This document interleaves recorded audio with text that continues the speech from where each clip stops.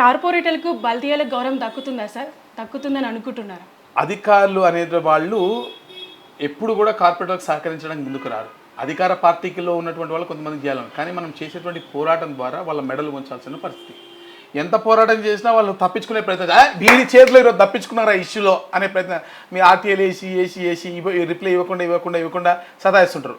ఒకళ్ళు ఏం చేస్తారు, ఒకసారి 2 సార్లు చూసి వదిలేస్తారు. మాలాంటి వాళ్ళు ఏం చేస్తారు, 3ఓసారి 4ఓసారి 5ఓసారి కూడా గొంతు పట్టుకుని అడుగుతారు, ఇస్తారా సస్తారా అని. కాబట్టి మేమంటే కొంచెం భయపడి అంతో ఎంతో పనిచేస్తుంది. కాబట్టి వ్యవస్థ మారాలండి. వాళ్ళు కూడా ఈ భాగ్యనగర్ ప్రజలే కదా.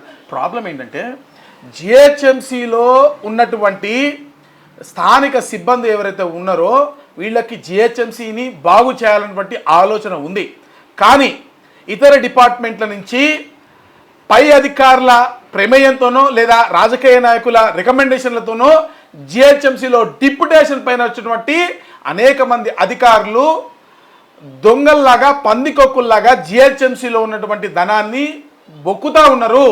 జిహెచ్ఎంసీ సర్వనాశనం అవుతుంది వీళ్ళ వల్లే. వీళ్ళపైన చర్యలు తీసుకోకపోవడానికి కారణం మేయర్ గారు, కమిషనర్ గారు అని నేనంట. ఈరోజు పూర్తి స్థాయి మున్సిపల్ అడ్మినిస్ట్రేషన్ మంత్రి కూడా జిహెచ్ఎంసీకి లేదంటే కాంగ్రెస్ పార్టీ హయాంలో జిహెచ్ఎంసీకి ఇచ్చినటువంటి ప్రయారిటీ ఏంటో మీరు అర్థం చేసుకోవచ్చు. నా హంబల్ రిక్వెస్ట్ ముఖ్యమంత్రి గారికి అదే. ఇంకో ఇప్పుడు నిన్న కూడా ఒక లెటర్ రాశా ముఖ్యమంత్రి గారికి, చూడండి ఇది పంపి పోస్ట్ చేయడానికి. ఈ సీఎం చీఫ్ మినిస్టర్ గారికి చేసినటువంటి ప్రోగ్రామ్ ఇది లెటర్ నేను రాసి పెట్టింది, అఫీషియల్ లెటర్ ఇప్పుడు పోస్ట్ చేయడానికి. ఇది వచ్చి ఈ సమస్యలు ఉన్నాయి. వాటర్ బోర్డు ఉంది, వాటర్ సమస్యలు ఉన్నాయి. వాటర్ బోర్డు ఎండీ అంటే దాని చైర్మన్ ఎవరండి? ముఖ్యమంత్రి గారు ఉంటారు. ఈ రోజు వరకు కూడా వాటర్ బోర్డుకి సంబంధించిన సమావేశాలు జరగలే. మున్సిపల్ డిపార్ట్మెంట్కి సంబంధించిన రివ్యూ జరగలే. 14 నెలలు దాటిపోయింది అనుకుంటా, 16 నెలలు అయిపోయింది కాంగ్రెస్ పార్టీ ప్రభుత్వం వచ్చి. రోడ్ అవతల సెక్రటేరియట్, రోడ్ యువతల బల్దియా, వారు ఇటు రాలేదు, మేము అటు పోలేదు. మరి సమస్యలు ఏ విధంగా పరిష్కారం అవుతాయి? ముఖ్యమంత్రి గారికి చేయాలని చిత్తశుద్ధి ఉండొచ్చు. కాంగ్రెస్ పార్టీలో ఉన్నటువంటి వారి సహచరులు ఆయనకు సహకరించకపోవచ్చు. మేము సహకరిస్తాం ముఖ్యమంత్రి గారు, మీ వాళ్ళు మీకు సహకరించకపోయినా మేము మీకు సహకరిస్తాం.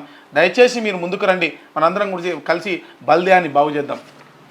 సార్ కొద్ది రోజుల్లోనే జిహెచ్ఎంసీ ఎన్నికలు అయితే ఉన్నాయి. మళ్ళీ మీరు కార్పొరేటర్గా మీరు దిగుతారా, లేదంటే ఎమ్మెల్యేగానే ఏమైనా అవకాశాలు ఉన్నాయా? ఎప్పుడు తెలియదు అది. ఇప్పటికి నాకేం తెలియదండి. ఎందుకంటే ప్రస్తుతానికి అయితే ఇప్పుడు అంతా మనీ ఓరియంటెడ్ పాలిటిక్స్ అయిపోయినాయి. యాక్చువల్లీ మనీ ఓరియంటెడ్ పాలిటిక్స్లో ఏ విధంగా ఈక్వేషన్స్ ఉంటాయని మనం ఇప్పుడు చెప్పలేము.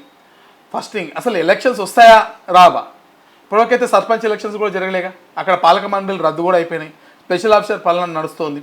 ఆ ఎలక్షన్స్ ఇప్పుడు రానప్పుడు జిహెచ్ఎంసీని గ్రేటర్ మొత్తం ఔటర్ రింగ్ రోడ్ వరకు తీసుకొస్తాని, పరిధిలోకి తీసుకొస్తానని చెప్పి దానిపైన ఎటువంటి ప్రణాళిక చేయకుండా, ఎటువంటి ఎక్సర్సైజ్ చేయకుండా మరి ఇప్పటికిప్పుడు ఎన్నికలు పెడతారని నేనైతే అనుకుంటలేదు. రిజర్వేషన్ల ఇష్యూ ఉంది, డిలిమిటేషన్ ఇష్యూ ఉంది, దాని పరిధి యొక్క ఇష్యూ ఉంది, ఫండ్స్ యొక్క ఇష్యూ ఉంది.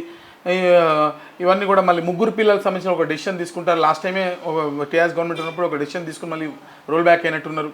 ఇవన్నీ అనేక ఇష్యూస్ ఉన్నాయి. దీనిపైన ముఖ్యమంత్రి గారి చేతుల్లో ఉంది. మనం చెప్పేయడం సరే, ఎన్నికలున్నా లేకపోయినా, పోటీ చేసినా చేయకపోయినా ప్రజా సమస్యలపైన పోరాటం చేస్తాను. నా దేశం కోసం నేను పనిచేసి తీరుతా. That is 100%.